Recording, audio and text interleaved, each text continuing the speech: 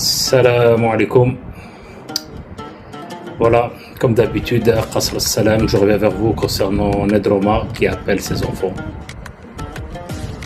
Originaire de Nedroma, fier d'être un Nedromien, fier d'être du monde andalou.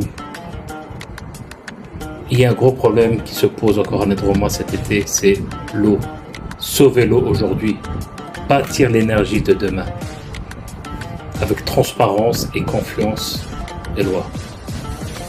Chères sœurs nédromiennes, chers frères nédromiens, de la diaspora, de tous les pays du monde, que ce soit les États-Unis, le Canada, de tous les continents, que ce soit l'Afrique, l'Asie, où vous voulez, où vous que soyez, l'Australie,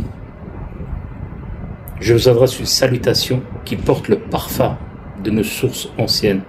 Jdudna, la rahmem, le souffle des vents de la Trara et la mémoire des fontaines qui faisaient jadis chantier dans notre ville.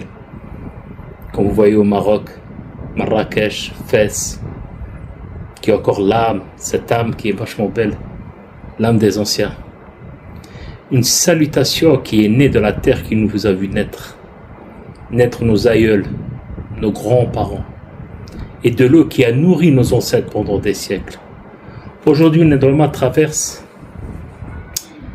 l'une des plus grandes épreuves de son histoire. Plusieurs épreuves, mais dont trois qui me paraissent primordiales.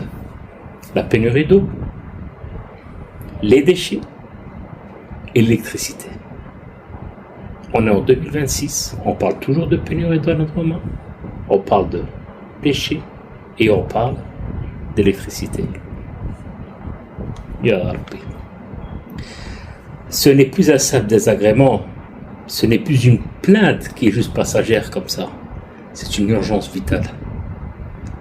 Beaucoup de nos familles, je pense que vous êtes tous concernés, je ne suis pas le seul, mais beaucoup de nos familles souffrent.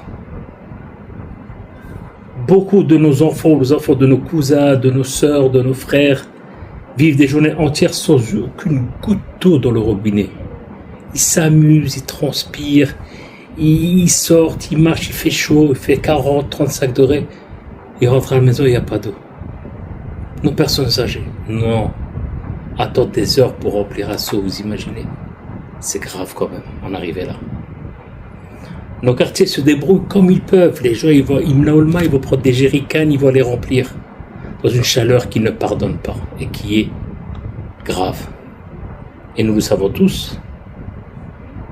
Surtout je parle de la diaspora ou les grandes villes, Oran, Alger, Tlemcen et tout ça.